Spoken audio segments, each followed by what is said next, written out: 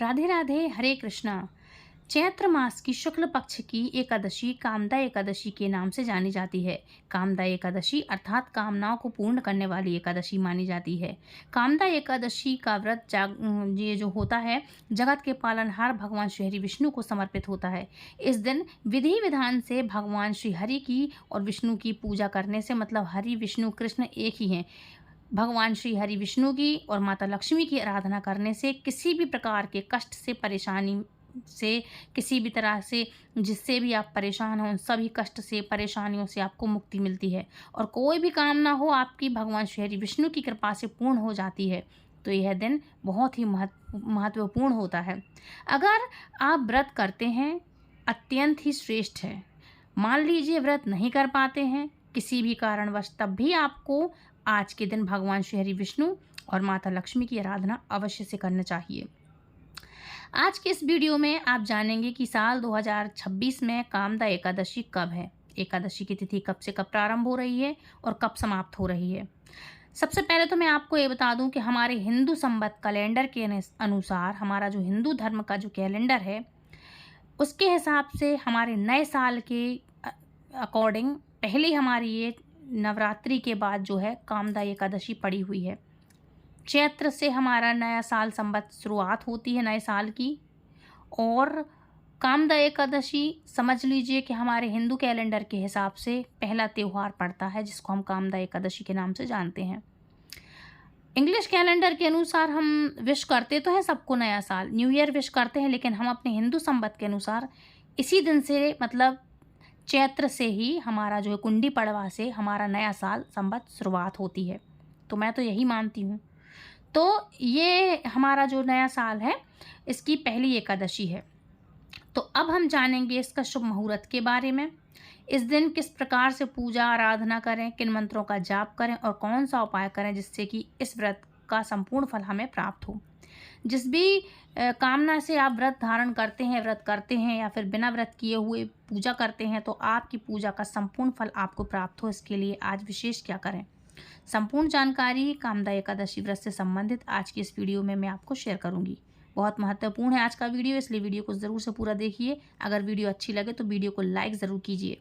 और अब सबसे पहले जानते हैं कि कामदा एकादशी की तिथि कब प्रारंभ हो रही है और अंत में हम इसकी व्रत कथा भी पढ़ेंगे और कब समाप्त होगी एकादशी। तो देखिए, चैत्र मास की शुक्ल पक्ष की एकादशी तिथि प्रारंभ हो रही है 28 मार्च 2026 को सुबह 8:45 पर। एकादशी तिथि का समापन हो रहा है 29 मार्च को सुबह 7:46 पर। सूर्योदयकालीन होगा। सूर्योदयकालीन तिथि के अनुसार ही एकादशी का व्रत हम रख सकते हैं। तो ऐसे में 29 मार्च 2026 को यानी कि रविवार के दिन कामदा एकादशी का व्रत हमें धारण करना है। और जो भक्त एकादशी का व्रत धारण करते हैं एक दिन पहले यानी कि शनिवार के दिन 28 मार्च 2026 को आप एकादशी तिथि के नियम का पालन करेंगे। शुद्ध और सात्विक भोजन लेना है, ब्रह्मचर्य का पालन करना है और अगर संभव हो तो भूमि पर शयन करना है। फिर एकादशी व्रत के दिन आपको सुबह जल्दी उठना है, उठ करके नित्य कर्मों से निवृत्त होकर के स्नान इत्यादि कर लीजिए। इसके बाद सूर्योदय हो तो सूर्यदेव को जल अर्पित कीजिए। अपने घर के मंदिर में शुद्ध घी का दीपक प्रज्वलित करके भगवान श्री हरि विष्णु के समक्ष जब आप पूजा करने बैठेंगे तो आप अपने व्रत का, अपनी पूजा का संकल्प लेकर के व्रत का प्रारंभ कीजिएगा। 29 मार्च को सूर्योदय काल का समय रहेगा सुबह 6:15 पर। सूर्यास्त का समय है शाम को 6:47 पर और सुबह 4 बजे से 5 बजे तक ब्रह्म मुहूर्त है। तो ब्रह्म मुहूर्त में गंगा जल मिश्रित जल में स्नान कीजिए और इसके बाद आप पूजा कर सकते हैं। अभिजीत मुहूर्त रहेगा दोपहर को 12:02 से लेकर के 12:52 तक। और बात करें राहु काल की तो शाम को 5:04 से शुरू होगा जो कि 6:37 तक राहु काल में ये समय रहने वाला है। और राहु काल में कोई भी शुभ काम नहीं करना चाहिए, शुरुआत न प्रारंभ, ये आपको पता ही है क्योंकि मैं हर वीडियो में बताती हूँ। लेकिन अगर आप पहले से कहीं कोई भी काम कर रहे हैं और वो काम बीच में आपका समय पड़ा है वो काल, तो कोई दिक्कत नहीं। पहले से कर रहे हैं तो कोई दिक्कत नहीं, उस कार्य को कर सकते हैं आप अगर जो आप पहले से कर रहे हैं। अगर आप एकादशी का व्रत का जो पारण है, जैसे द्वादशी तिथि और द्वादशी तिथि का प्रारंभ हो रहा है, तो 29 मार्च 2026 दिन रविवार को सुबह 7:46 पर और द्वादशी तिथि समाप्त हो रही है 30 मार्च 2026 को। दिन रहेगा सोमवार का और सुबह 7:09 पर। ऐसे में एकादशी व्रत का पारण का शुभ मुहूर्त है 30 मार्च 2026 सोमवार को सुबह 6:14 से लेकर के 7:09 तक। इस समय आप अपना व्रत खोल सकते हैं, मतलब व्रत का पारण करें।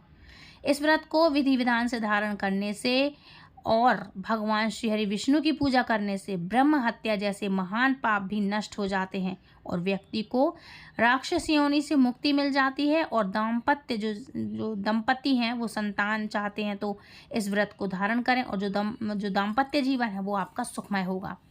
विधि विधान से भगवान श्री हरि विष्णु की और माता लक्ष्मी की आराधना करें तो ये आपके लिए उत्तम रहेगा।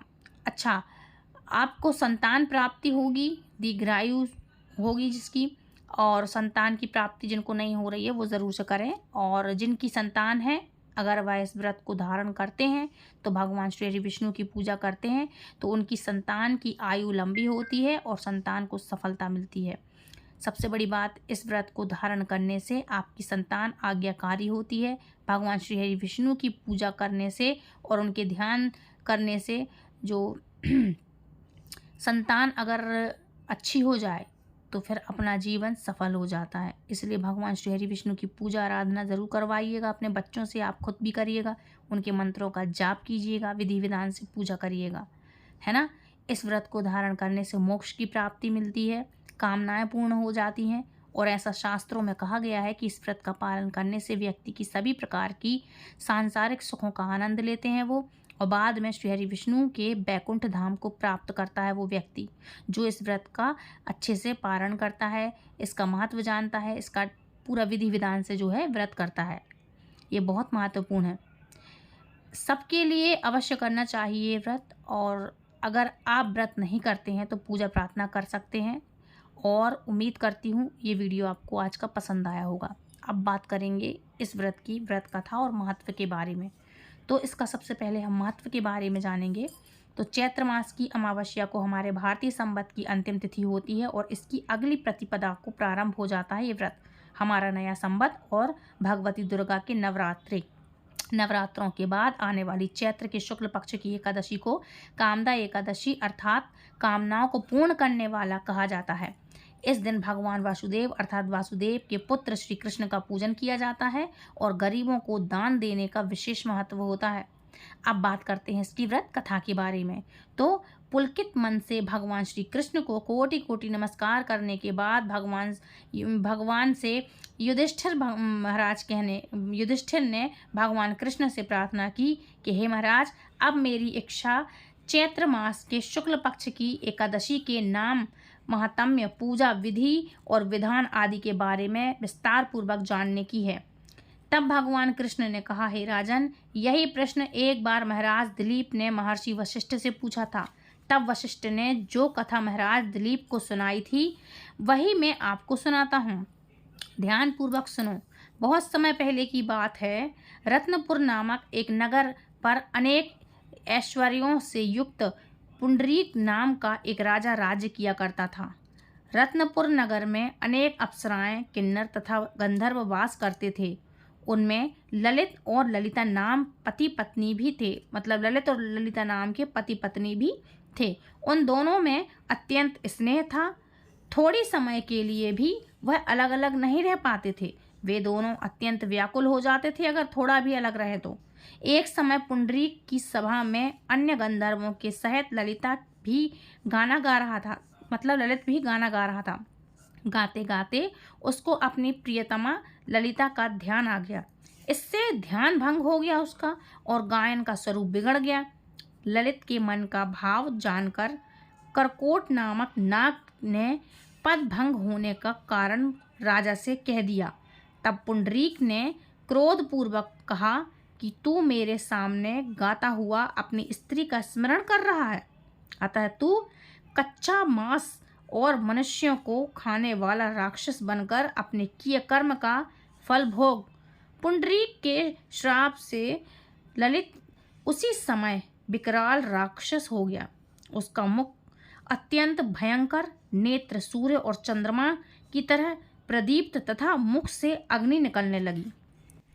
उसके सर के बाल पर्वत पर खड़े वृक्षों के समान तथा भुजाएं अत्यंत लंबी हो गईं। इस प्रकार उसका शरीर 8 योजन लंबा हो गया। राक्षस बनकर वह अनेक प्रकार के दुख भोगते हुए जंगलों में भटकने लगा।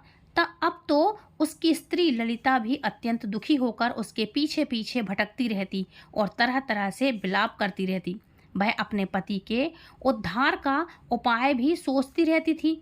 एक दिन ललिता अपने पति के पीछे पीछे चलते हुए विंध्याचल पर्वत पर श्रृंगी ऋषि के आश्रम तक पहुंच गई। श्रृंगी ऋषि ने ललिता को देखकर पूछा, हे देवी, तुम कौन हो और यहाँ किस लिए आई हो? ललिता बोली, मुनिवर, मेरा नाम ललिता है। मेरा पति राजा पुंडरीक है। पुंडरीक के श्राप से भयानक और विशालकाय राक्षस बन गया है। इसका मुझको बहुत दुख है। मेरे पति के उद्धार का कोई उपाय बतलाइए। ऋषि बोले, हे गंधर्व कन्या, अब चैत्र शुक्ल एकादशी आने वाली है, जिसका नाम कामदा एकादशी है। उसका व्रत करने से मनुष्य के सब कार्य सिद्ध होते हैं।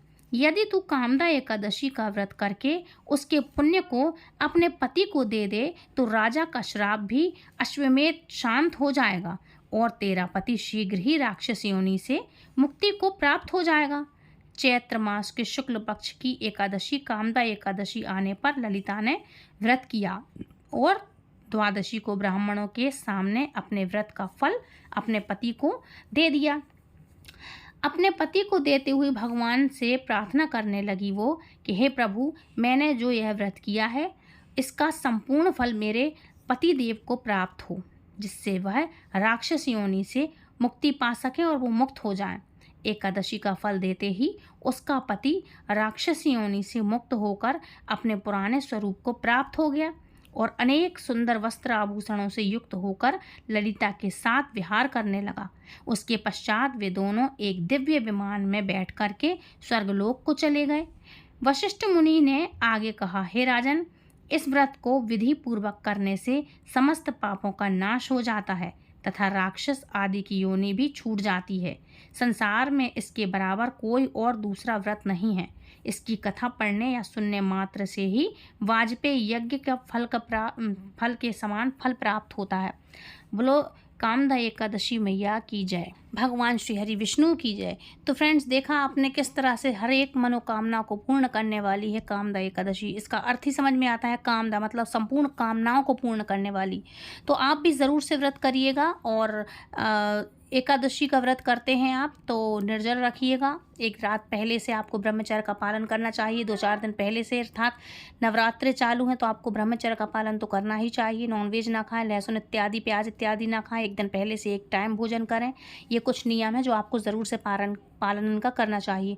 तुलसी दल ना तो तोड़ा जाता है, ना आपको तुलसी जी में जल अर्पित करना चाहिए। बस धूप दीप से माता रानी की पूजा करें, फेरी लगा सकते हैं आप, है ना। और इस तरह से भगवान श्री हरि विष्णु की और माता लक्ष्मी की पूजा करें, तुलसी माता की पूजा करें, दीपक जलाएं।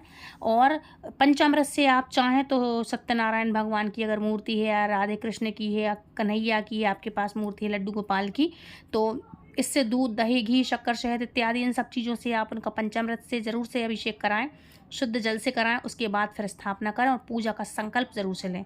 तो फ्रेंड्स, ये आज की जानकारी है। आई होप वीडियो पसंद आया होगा। वीडियो पसंद आया तो प्लीज़ लाइक, शेयर, कमेंट करें, चैनल सब्सक्राइब करें। अगर आप हमारे चैनल पर पहली बार जुड़े हैं तो प्लीज़ सब्सक्राइब करके दूसरों को शेयर करें, बेल आइकन को ऑल पे प्रेस करना ताकि हर एक वीडियो सबसे पहले आप तक पहुंचे। तो फ्रेंड्स, मिलती हूँ नेक्स्ट वीडियो में। राधे राधे, हरे कृष्णा। और कामदा एकादशी व्रत की आप सभी को हार्दिक हार्दिक शुभकामनाएं। हरि बोल, हरे कृष्णा।